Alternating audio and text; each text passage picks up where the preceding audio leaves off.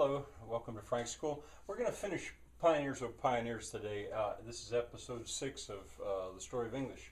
I had asked you to stop at first minute 6 second of the 6 out of 7th part, and today start there, and today go to the end if you're following this. Now, after dealing with immigrants, he specifically dealt with Italians and Germans. And then, just as a place to stop, I said, stop before we get to the Jews. Well, the Jews, they're especially a New York phenomenon. So many of them stayed in and around New York City. And New York is a city, and I don't relate to cities so well, and New York. So I don't know this stuff quite as well.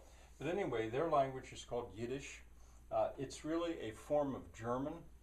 I don't know how, I really don't know if you could find somebody from Germany, from the right part of Germany, that would listen to it and understand it. I'm not sure. My knowledge of German is such that I hear a lot of German in there. He used the example of chutzpah. I have no idea how to spell chutzpah. But by my spelling system, here's how I would spell it, chutzpah.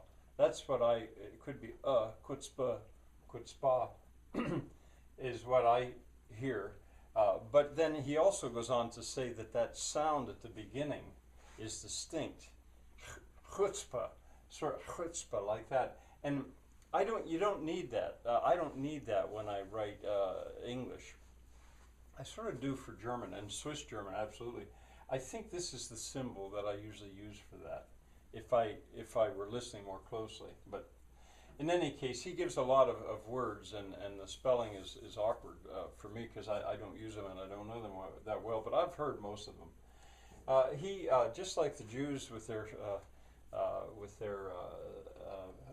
just like the Italians with their food, and the Germans with their businesses and beer, and the Jews, he goes to entertainment, and I think rightly so. I might have missed, but the Jewish influence on music, on American music, is tremendous. But he doesn't so much go into that. But entertainment and their humor, he says, is full of irony and sarcasm. I think I'd noticed that before. I guess I wouldn't have gone out and actually said that, but once he points that out, I think, yes, I know what he means. The show Seinfeld is too recent for him to have mentioned Seinfeld, but that's a very popular sitcom, and there I think you can see much of that kind of humor set in New York City. I don't like irony, and I don't like sarcasm, and because of that humor doesn't work for me as well as for many.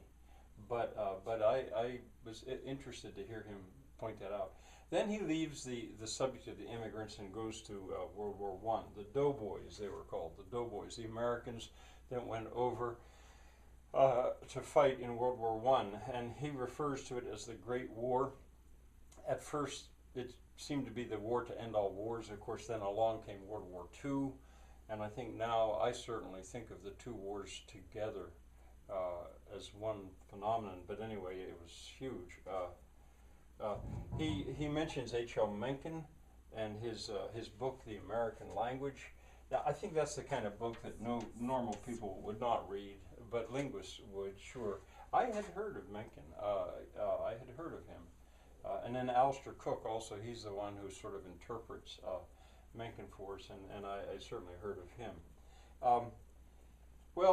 This whole episode, in a way, is not quite as special to me because a lot of it is so familiar to me. I don't have the feeling that I'm learning so much because it's about my language, the American language, American English.